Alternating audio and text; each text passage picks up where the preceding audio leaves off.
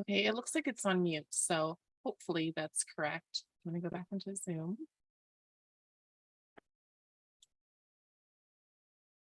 And if it gets weird, I won't freak out. I'll just go back and fix it really quickly. All right, ready?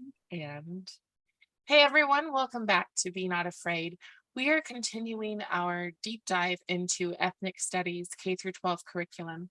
And what I want to be really clear about is that this is diversity, equity, and inclusion, the same thing that adults are getting in their businesses in our schools. So none of us are actually against teaching culturally explorative things to the kids. What we are all emphatically against is teaching division, exclusion, and I need something for the I. Anybody got something?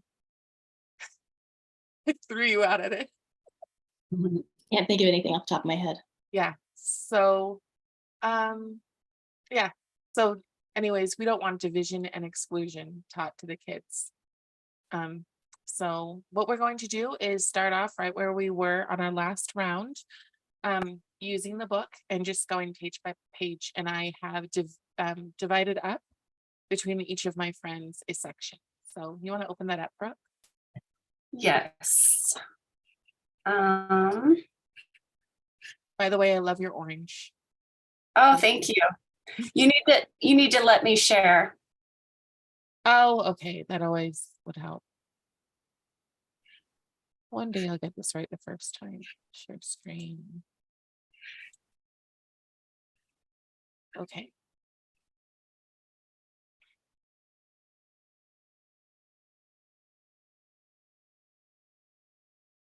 And so we are starting with page 14. And how do you teach ethnic studies in the K-12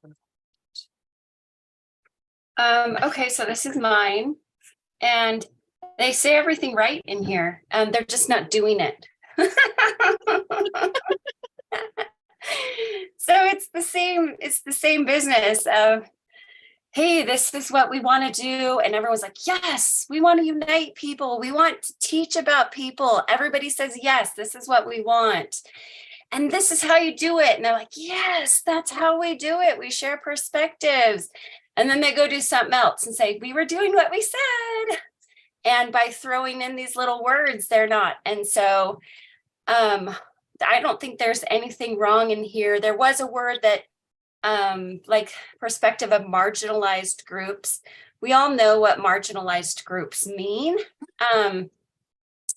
And you know, they're shoved on the margins, but it might be more accurate to say minority groups, because marginalized implies that minority voices are being pushed to the margins. And really the best solution for that is the Constitution, which agrees in individual liberty. And so it gives individuals, it's not the democracy, it's not the rule of the mob. And, you know, there are instances where people are marginalized for various reasons in our society and in our world. You're not the right color, you're not the right size, you're not the right aptitude in sports, you're not whatever. People are marginalized. It's a sad fact, and it shouldn't be. But the best solution and antidote for that marginalization is the Constitution, which gives the individual the rights at the individual level. It's not with groups. And so it's still propagating the narrative that they're marginalized people. And they're equating this inherent unfairness across the world, across societies, across nations, that is a part of life. And people are, you know, maybe subconsciously tying it to America. You know, it's because of racism, it's because of whiteness. It's like, no, this is just basic unfairness. And so I think a more accurate term to dispel that undercurrent of subconscious belief would be to say minorities instead of marginalized groups, to say minority groups, because minorities, it's just like there's a majority and then minority everywhere you go in the world. And that's just reflective of geography and history and cultures who have come together. And but marginalize implies exclusion, which may or may not be. And you know that. What's that name of that place in Michigan? Covert, Michigan, where they really, way back in the day, they were truly unified as a people in a small town. So 1860s. Yep. so anyway, so I don't find anything wrong with the narrative, what they want to do, but the following through I do. And then just as a side note of what they're saying here is, kids need to be, here we go, care should be taken to ensure that teachers present topics from multiple points of view and represent diverse stories and opinions within groups. Now, I think that's great. We do need diversity. The problem is that before you can begin to understand things, you have to have a foundation. And moral relativism is such that no truth exists. And therefore, in order to confirm that no truth exists, you say, here's a truth, here's a truth, here's a truth, here's a truth, here's a truth, here's a truth.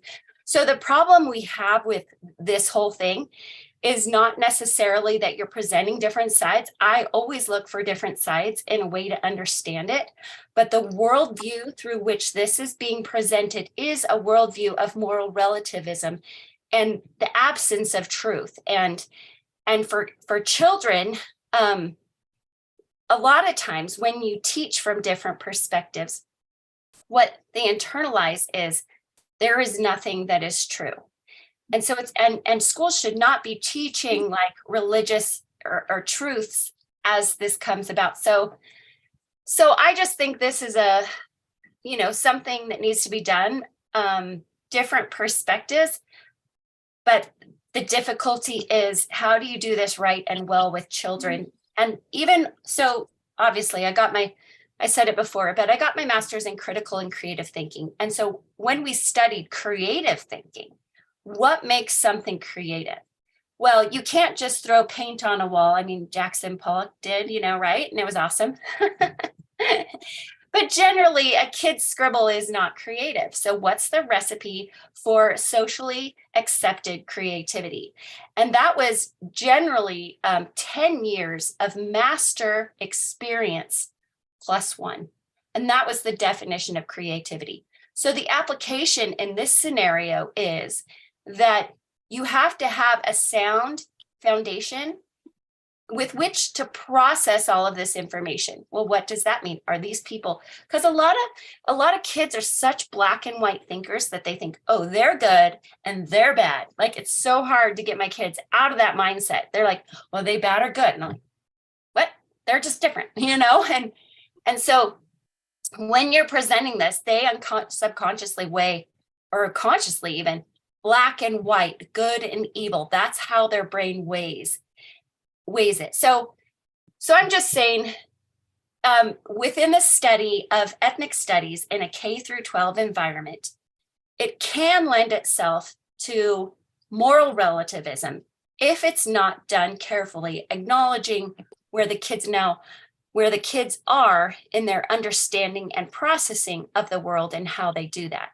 So I don't have any answers. I'm just saying, a solid foundation is usually necessary in order to adequately process what's going on around you. So they say everything right.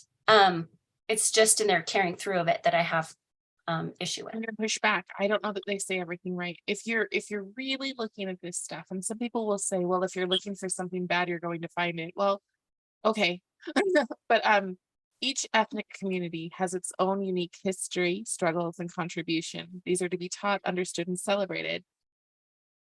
Yes. As ethnic studies focuses on U.S. culture. So here's my issue, is that it shouldn't say each ethnic community has its own unique history. It should be histories, because even in that small statement right there, we are saying that everybody of the same ethnicity has the same story. And while I'm not white, the three of you are, and there's so much difference between each one of you. So to teach these stories as if they're the only stories, that this is the only narrative that can follow, and that is what happens.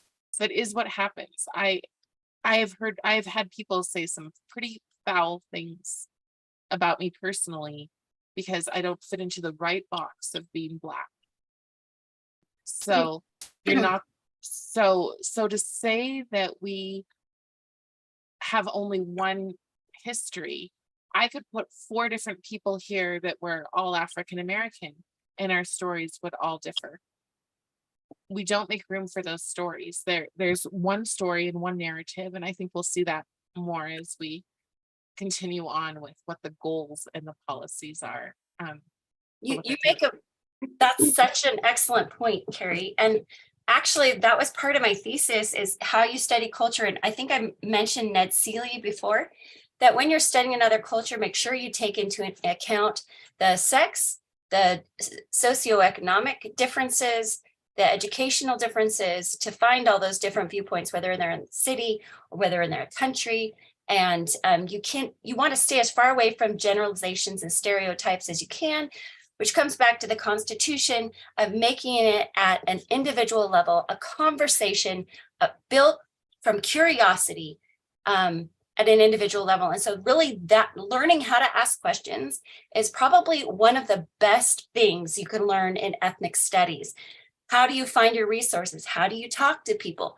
How do you ask them, well, what does your grandma think? Because there's generational differences as well. And so an awareness that your question asking will help you get closer to the truth is one of the best things. Dissect this more. I love how you take things apart, Carrie. Well, the only other thing that I would recommend to anybody who's watching this is to look up the names of the people. And I think eventually we will go through the names of we will go through the people who are behind ethnic studies, but right now we want to stick with what's in the books. But you can see this Julio Camarada, a social justice approach to achievement. I think that in itself tells you the direction that it's going to go. The casual effects of cultural relevance, and multidisciplinary ethnic studies. So I think that if you look up those terms, you'll find that they all tend to go in the same direction. At least that's been my experience thus far. Julie, you want to take the next part? Are you on the next part, or is that? I think I am. How do you teach ethnic studies in a K-12 environment? The part that I got is number 4. So I think it's guiding values and principles. I think it's page 16. Okay, yes. Yes, go ahead. So yeah, turn the page. It's the next page that I was given.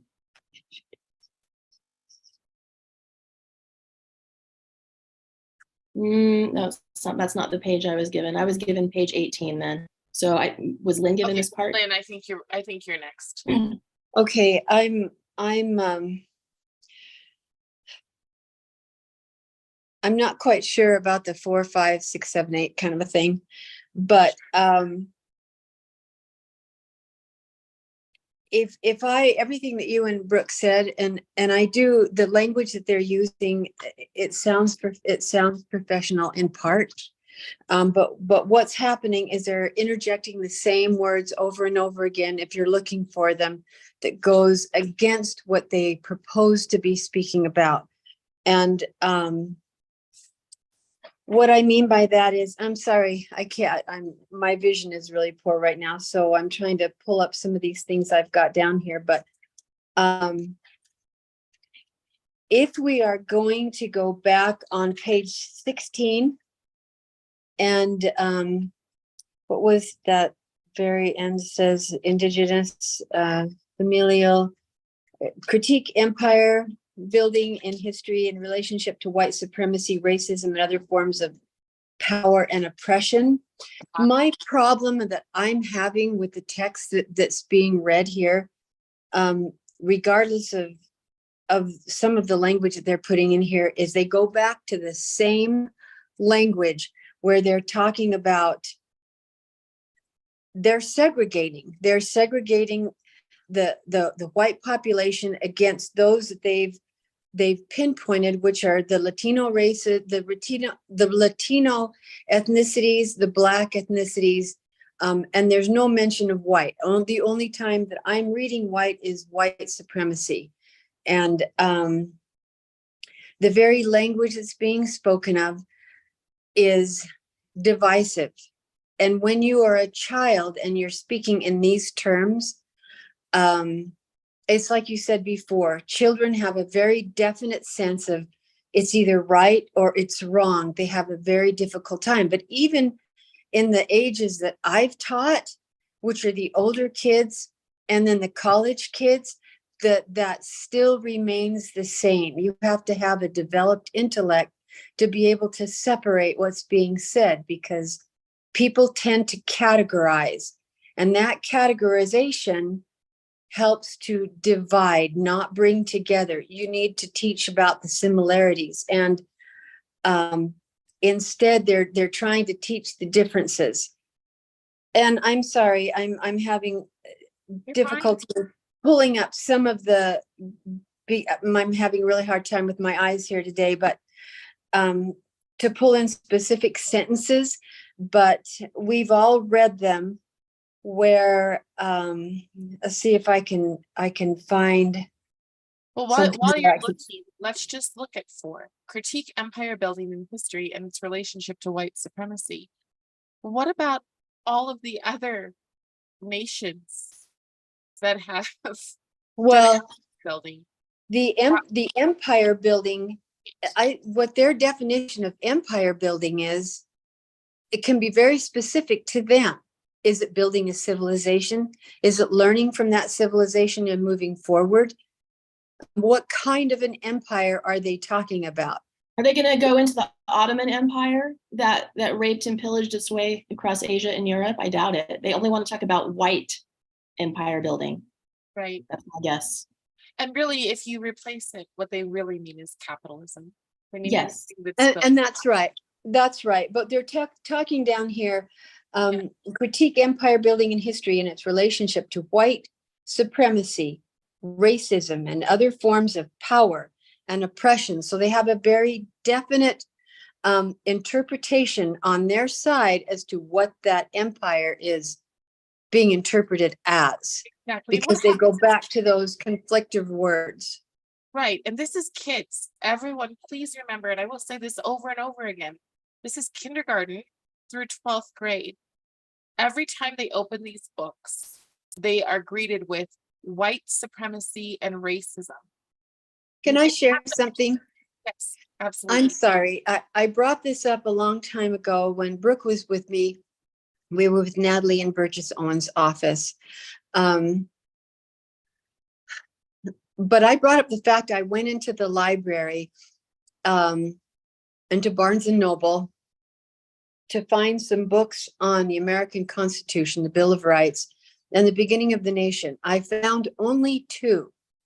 And I asked the person that worked there, do you have any more of the books on American history? And he said, no, these are all that we have right now. And as I opened the book, and this is the disparity that I'm seeing in this curriculum so far. And this, when I opened up the book, the very beginning of the book said the word oppression. It was introduced to the reader as the Americas, the government was all set up and founded on oppression. And that's what I'm seeing here. And I believe in ethnic studies if it's handled correctly, because we need to celebrate one another. We need to appreciate the differences between all of us, because we are in the same family.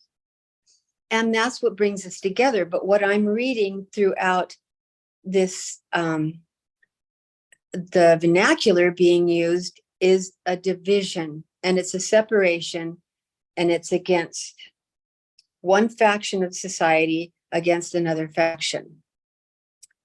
Really, And this faction is the middle class, because the same people who are funding all of this oppression narrative, they're the top, which is the same thing that always happens in socialism and communism, is that yes, middle class is wiped out. And that is the goal here. The goal is to make you hate the same people that you're going to school with, not the people who are in privately funded tutors and studying abroad because their parents can afford it. it's your neighbor. You were Right. hate your neighbor so that we can live under more oppression than we've ever lived under. So we did not go through, did no one get the 8 outcomes of K-12 of the outcomes of K-12 ethnic studies teaching? I think it's pretty self-explanatory. It sums up everything that we've been talking about. I Pursuit can comment of on it. too, yeah. justice and equity, according ahead, to Julie. us. Julie, go ahead and take it on. Yeah, exactly what Brooke said. Pursuit of justice and equity according to from the woke Marxist lens of oppression and power dynamics, which putting that on children is extremely caustic. Number 2, can you move this sheet so I can see what number 2 is? Working toward greater inclusivity. Well, the way I use inclusive, I 100% agree with that. The point of teaching children about different cultures so they appreciate and they can interact freely with people and have respect for all people. But then we know that from the woke Marxist perspective, they twist the word of inclusive, and it means they will only include those who have their woke Marxist perspective. And Carrie, because you're a person of color that does not have woke Marxist perspective, you get to be excluded. And religion is excluded, even in the words of the things that they're studying. So because it's oppressive. That's interesting because if people do go through it, sometimes they will find religion. But look at this part in 2. Now I remember this was my part. So yet due to the curricular time constraints, difficult choices will have to be made. So what they say is we want to collect everybody's voices, but we want to be really careful that with the time constraints that we really focus on our main objectives. And that is literally what they say in this. I actually laughed when I was reading it. Yet due to curricular time constraints, difficult choices will have to be made at the district and classroom level. While ethnic studies should address ethnicity in the broadest sense, it should devote special emphasis on the foundational disciplines, which we know are that double helix, that helix of centering around the marginalized and teaching the marginalized why they're oppressed. That's the focus. So they might say, With Marxism. Yeah, they might say, let's bring in all of these voices, but then they can say, well, we couldn't listen to you because, well, we just didn't have the time. I love it. It's so like they literally put it in their book, what they're going to do here. And then the other one that was furthering self-understanding. This is the one I asked you why I sent you the picture. Brooke, can you pull up that picture, please? So, through ethnic studies, students will gain a deeper understanding of their own identities, their roots, and knowledge of their self. it's All having the way, what we're going to say? I'm pulling it up. Okay. All Carrie? yes. Oh, go ahead. You go ahead. Okay. So I just want everyone to look at the opening of this. They're saying that they want our children to have a knowledge of self. They want them to be secure in who they are. However, rugged individualism is white culture. The individual is a primary unit. Self-reliance is whiteness. Independence and autonomy are highly valued. So while they're telling our children that this is about building up strong and confident kids, not being part of the collective is problematic to their cause. Well, and it's even worse because whiteness is actually the boogeyman in critical race theory that has to be torn down so that society can be free and equitable. So this is a hit list right here of everything that has to be destroyed in society. And look at this, Protestant work ethic. Strong individualized people have a strong work ethic. Because Marxists need weak people. You can't have rugged individuals in a Marxist society. Right. And then what else? Wealth equals your worth. Your job is who you are. Okay, I can agree with some of this. Respect for authority, but yet we're supposed to respect authority. Our children are currently being told to sign non-disclosure agreements on whether or not they assault someone by just, and it literally says, looking at them the wrong way. So what are we doing? Oh, here's religion. We're talking about religion and Christianity as the norm. But that, for many people, is a huge part of their identity. If you speak to a Christian person, they're going to tell you that's the first thing that they are. They're Christian first, and they're at this next, and they're at this next, just like a Muslim person would say. But we're going to literally go after Christianity. We can get out of this poster. I would not be surprised. I'm not saying that it is, but I would not be surprised if this exact poster does not show up in ethnic studies, because this is what acting whitely is all about. Well, if you just take out white and you say, this is culture, this is where culture comes from, you have to have a structure, you have to have religion. I mean, I know it's detailing all the specifics in those categories about what it is, but it just seems to be pointing towards anarchy. It's like, absolutely, all of these facets, all cultures need this stuff. And it's very insulting to every single culture who has thrived. And I'm talking even like tribal cultures who, are definitely not part of the Western Civ. They've still found all of these things to be part of how they survive. Yeah, and I love, there's this woman who she's a model from Africa, and she shows people, she answers the funny questions she get about her culture and her village in Africa. And she shows her life and how beautiful it is because they work together as a community, and they can go at 10 o'clock at night and get salt from their neighbor, and they're all doing their wash together. And she's like, this is how we want to live, because we love living in community. So your questions about our life and how do we do this or whatever, she's like, this isn't backward to us, but still at the essence of their culture, even though there are differences, it's hard work. Like she shows the work that they're doing. She's showing the family structure in there. So to say that they're that these things are white only, it's like distancing everybody else. It's very insulting, as you said. Let's go back to the thing, just because I want to make sure that we're sticking with that. So not every student has a strong sense of ethnic identity. However, all students have ethnic heritage or heritages rooted in the histories of their ancestors. Okay, I want to give credit where credit is due. That's true. Ethnic studies should provide an opportunity for all students to examine their own ethnic heritage. Increasing numbers of students have multiple ethnic heritage. That's true. I love that, as long as they're not going to decide which part of their ethnic heritage is oppressed and which part is oppressor. And unfortunately, that's what we've seen. That's what we've seen. Anybody who has ever seen my child knows that my child passes, as they would say. He looks like he's white. And to tell him that he should identify as his oppressed side, as he was told in 2020, is what got me involved in this whole thing.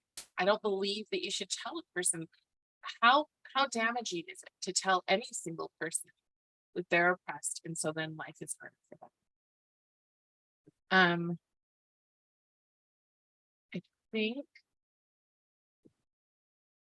I think that that's it. Can you go back? Because I know that, I'd see something else. Where are you looking right now? The outcomes of ethnic studies. Oh, I know, but which are you on? So 3? we've done 2 and 3. So that's okay. Let's flip to the next page. And then I think, Julie, that's you, right? Yes. Okay. Yeah, so number 4, goal, which this is 100% great. Developing a better understanding of others. Of course, this is, for me, this is my number 1 reason for teaching my son in homeschool. We're learning different cultures, not just one time, but every school year we're going back around and learning more and more.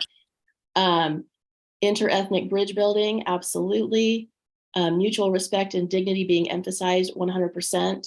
And just before we get on to number 5, which is very problematic, just very briefly, I'm just going to show some of the books that I'm going to be reading this week with my son. We use Well-Educated Heart for these book lists that well-educated heart has a very, very strong emphasis on learning about cultures and world civilizations. And we're studying Africa this week. These are some of the books that we'll be reading. My son is 9, he's in 3rd grade. And another book that we've been through that goes through all different cultures, and we've been through most of this book already. Like that one. We're also going to be doing Native American culture later this month, and my son likes to build, and so I got this. This is different crafts for different Native American tribes, different things he can build, and that he loves that kind of stuff. And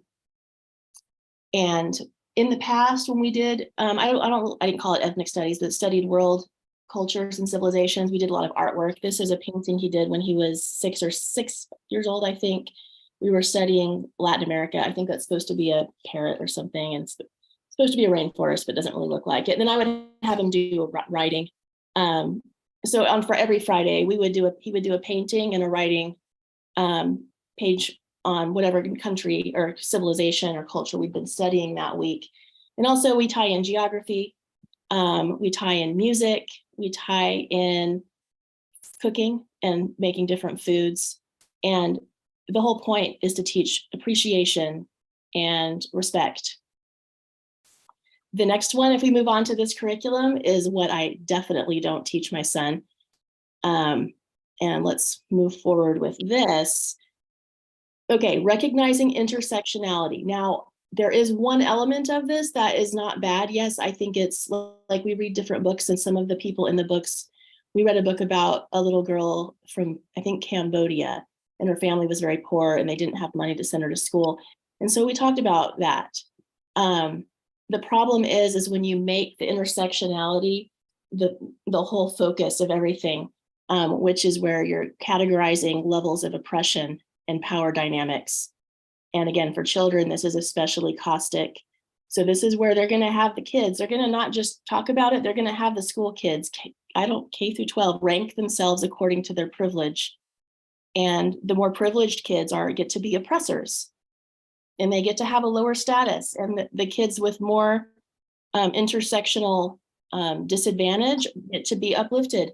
Now, in one sense, my personal way that I teach my son and live my life is that I'm always looking to help people feel included.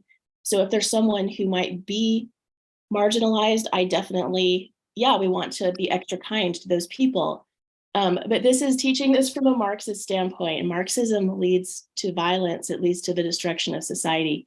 So I'm sorry, this is not okay to teach this to our children, that they're going to rank themselves according to privilege. Do you guys have anything else you want to say about intersectionality? Well, I have something about the one above it. And that is the way that you explained the way that you're teaching culturally responsive teaching to your child.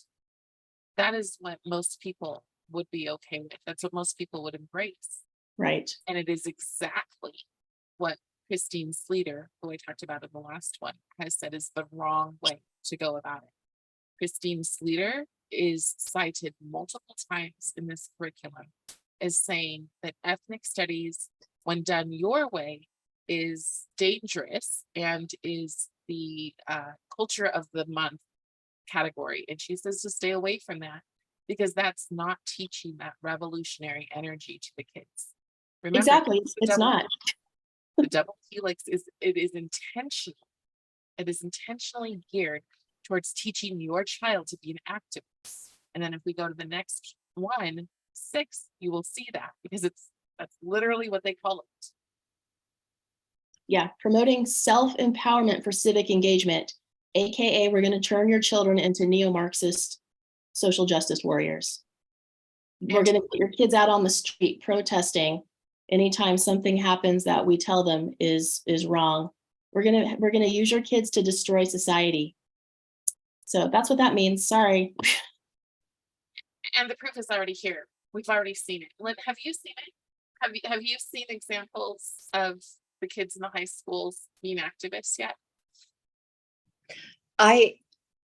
I haven't in my experience, because this wasn't going on in the school at that time that was happening. But I have, like I mentioned before, I have a friend up in Portland, and the schools are deliberately teaching this type of philosophy, and they are literally turning their kids into activists. They had a special day last year. It was a day of activism and protesting. So it was incorporating all the different kids in the school to participate in activism. I mean, she told me that the kids went down the streets and they tore her flag off of her house, threw it out into the street. And that's what they are teaching in some of the areas here that are close by. It's terrible. There's no way that America can stand if we let these people teach this to our kids. So this is, I mean, we're already hanging by a thread, but this is the death knell right here. If we normal Americans allow the schools to radicalize our children in this way, our children will have no chance. This is brainwashing. This is cult brainwashing. Sorry, it's not okay. True that. And it's not just in our schools. I was watching literally about 30 seconds of television over the weekend, and I haven't seen TV in a long time, and it was the Disney Channel, and it definitely had pure activism in it. But the other thing is that our kids are being given apps. They're being given apps at school. They're told to sign up as soon as they start school. And some of these apps give them directives on how they should behave. And they absolutely are coming out of Washington, D.C. And they are very specifically telling kids what they should protest. That is already happening. So, well, go ahead. Go ahead. I'm sorry. Down in 6, just the very sentence of stronger social justice advocates is a little frightening to me. Ethnic studies is a wonderful thing if it is handled the way that it should be handled, where everybody is one and people see each other as well. I have nothing else to compare it to, but my experience in my ethnic studies class at Dixie in St. George. Oh, we have an interjection. Go ahead. So I was like, gosh, I was 8 or 9 when you were teaching ethnic studies. And I got to be with my mom when she would teach the class, and I loved sitting in it. And because of how it was taught, I have the utmost love and respect for all of the different cultures they taught. And I have just a deep appreciation for what they have and what they bring to this country in making it better. I don't see any like animosity like what this curriculum is going to teach. And so, like you're saying, the fact that you taught that from the age of 8, I love all of these different cultures because of how it was taught and it was introduced. So yeah. And it's, again, the ethnic studies, the concept of ethnic studies is a wonderful thing if it is handled correctly. But the language in here, some of the language sounds really great, but then you get down a few sentences more and you have verbiage that is conflictive. Yeah. And just to go back again to Paulo Freire was a Marxist from Brazil. He wrote the book, The Pedagogy of the Oppressed. And he basically advocated for hijacking education for the purpose of exactly what this curriculum will do, which is dividing the students, telling them they're oppressed, and getting them to go into their civic engagement to create the new communist society. And Paulo Freire is like one of the grandfathers of this whole movement, and he's a total Marxist. Right. And I think it's really important that parents understand the terms. Another thing that happened this weekend, I was talking with a father, and he said, I just feel like the collapse of society is upon us and there's nothing that we can do. So I just decided to pull my kids out and not fight anymore. We have to stand. I'm not a person who advocates for violent aggression, but we do have to stand, and we have to be smarter than what's being put in front of us, because they think that if they couch something in pretty words, we're all going to go, oh, that sounds great. here's my kid, let me hand them over to you. But the reality is that when we think civics, we think standing for the flag, we think doing your duty, we think being, like a scout, being involved in some kind of program that volunteers and helps someone. And they literally say it's better able to contribute to constructive social change. Think about all the social change that's happening right now. People being imprisoned without doing any imprisoned for decades for decades. Like, not no obvious crime. Yeah, and only one side. And only one side is getting that. So when they say social change, they mean they want to change the social construct of America. The people who come at us and don't like the work we're doing, they openly call themselves activists. So these activists want to be the only ones who have say in how our kids are being taught and what they're being taught. So you have to be aware that when they say these terms, you can't just go, oh, that sounds great, sure, no problem. You actually have to do the research and realize that their dictionary and we may be talking from the same dictionary, but our vocabulary is different. They don't mean the same things. And they don't even necessarily have an end meaning. If you ask them, well, what's your end goal here? When will you be satisfied? There's never an answer for that. So we put our kids into these schools and we start this process, and there is never an answer to when they're going to be happy and satisfied, ever. Yeah, and Utahns need to wake up, because ethnic studies is coming to Utah schools mandatorily the next school year. And we cannot allow ourselves to be silenced because people, they're going to silence anyone who opposes ethnic studies. They call them racist and homophobic and whatever. We can't allow that. Feeble-minded. What's that? I was called feeble-minded, which was really shocking to me, because that's something that you want to talk about cultural things. That is something that they would say, don't get this slave, they're feeble-minded. And I was called that just recently by progressives, because they felt like they could. And they feel like they're in the right in doing so.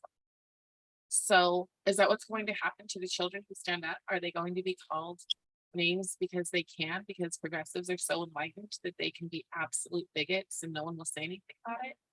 So that's where we're headed. Yeah. Moving on. Moving on. I know we're almost done. But what is 8 or 7, I guess? Oops, mouse.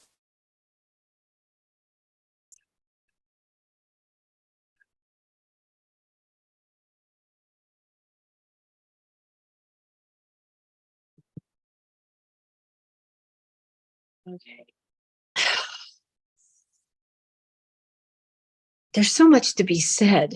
I mean, supporting a community focus. Yeah, I think it's very important for children to learn about the different ethnic communities in their local area. But again, not if you're going to be pitting them against each other and brainwashing them into neo-Marxism. But yeah. Brooke, you had something? Just what they're teaching them to do through the 6th grade. I just see that they need more of a foundation, especially kids who are used to 5-minute maps, 30-second blurbs of information. I mean, that's kind of what they're being raised on. So everything that they're talking about through ethnic studies, I see this as they need to have the foundation first before they can do this. And that comes in English, learning to write persuasively. How do you write an essay? Put a period at the end, vocabulary expansion. I mean, kids really are getting the foundation for this. So introducing this level of complex analysis and thinking before they have the skills, they're very vulnerable for, as you say, like cultish mind control, because they don't have those skills yet.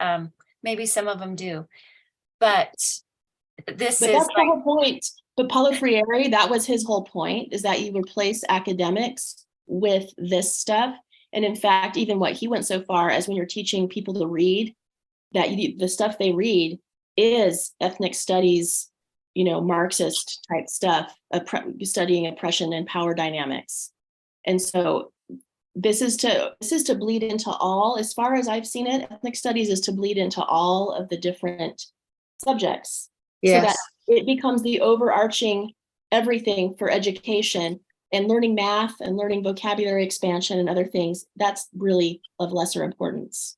Yes, it's a cross curricula too. I remember going into my school in California, the public school where my kids went, said, I'd like to see the curriculum that does this. And he's like, well, you'd have to look at math, you'd have to look at social studies.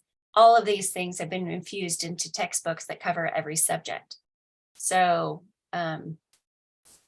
seems very daunting to like turn your kids over to every subject. It's there. I thought, oh, check them out of this subject or this subject if you want to teach them. But it's infused. I'm looking here at 8 on the bottom paragraph, and please forgive me if I seem to be, skipping on a broken record here, but it says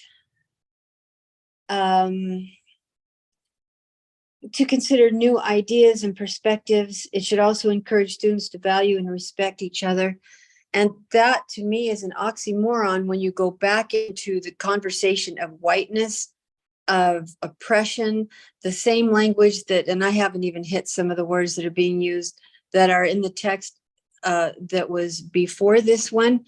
When you talk about valuing one another and having respect for one another, how do you do that when you are separating races? You are separating the one type of kid, the Anglos, against another type of social dynamic, which are the darker skinned people, and they are trying to separate the two. So when you are teaching whiteness, when you are teaching oppression, when you are teaching standing up against those values that cause this to take place, you are separating the races. And kids, as they are growing up, whether they're small or whether they're big, they fall into this conversation. I know, because I wouldn't have to say very much at all to my students, and they would hang on everything I said to them as truth. So that's where I see the problem here. I have one more thing to say. I think in our world, I think people and children are hungry for a feeling of connectivity. And I think learning about different cultures and races is connected with that. I think there's a deep hunger for understanding. And so it looks like to me that this curriculum is capitalizing on that and then offering this very twisted, destructive, caustic version of it. And it's completely dangerous and also unnecessary, because it's very well known how to teach children properly about ethnicities and about cultures. You did it, Lynn. I'm doing it now for my son. It's not rocket science. And those of us that are in, Brooke and Carrie were in basically the same age. We grew up again watching Sesame Street, that also was all about true inclusivity, where everyone gets to learn about each other and respect each other. None of this divisive garbage. Well said. That was well said. I think that one of the things it says is that ethnic studies should help unite us. I don't know where it is when we move the pages. So, but I had seen it several times. It says it several times. So that the goal is to help unite us. But if you look at the work that has been done, the places where they have applied these things, it is worse. Society is worse off now than it was before 2020 by a long shot. There are more kids making racist memes than ever before. There's a lot of things that are happening that never would have happened before, that people wouldn't have thought of doing before, but now they see the differences everywhere. One of the things I'm going to do this month is break down the myth of the white savior. And I think that that's where people fall into this, because I've been trying to think, why in the world would anybody be okay with doing this to their children. And I do think it comes down to guilt constantly. It comes down to guilt. And because of the guilt, you're thinking that you're going to create a better world, but you're not. These kids are going to end up hating each other. First, they're going to end up fearing each other because they're not going to be free to say what they think. Because every time they say inclusive, they mean inclusive to certain people, and other people better shut their mouths, or else they can be in trouble for harassment or for not going along with what is expected of them. It's not, Carrie, it's not just going to make children hate each other. It's going to make children hate America. It's going to make them hate their religion. It's going to make them hate their families and their culture. It's just going to make them miserable and filled with resentment. Yeah. That's what ethnic studies ultimately is. And that is what it is shown. If you look at the colleges where it goes, you will see that people are more miserable. They are not more united. There is no bridge building. So these efforts they're trying to make, somebody said something about don't use the word evil, but I'm going to use the word evil because to take a child's innocence, to take a child's hope and belief in the goodness of the world, and to tell them there is no goodness, that they are a victim or that they are guilty of being the victimized class, and to tell them hate the family that loves you, hate the faith that gives you hope. Whatever it is they're telling them, it is evil to just strip that away from them. And if you take a look at Christine Sleater's video on YouTube, she openly says what the goals of ethnic studies, when wrapped and guided by critical race theory, are. And they are not to unite us. They are not to give us an appreciation. They are to make us divided. Well, it's just the summary of everything is the worldview. The worldview through which this is ethnic studies is being taught is, the state and power and everything. And the other worldview with which I would teach my child is that God is the great creator of true diversity, equity, and inclusion. Look at the variety of creations and come to him. So there are different worldviews, and this worldview is so damaging. And even though the topic is the same. So well, and also I would encourage anybody to go look at progressives on Twitter, see the rhetoric that they speak, and ask if that's what you want for your child, because that's where we're headed. Lynn, did you have anything else you want to say to wrap us up? No, thank you. Okay.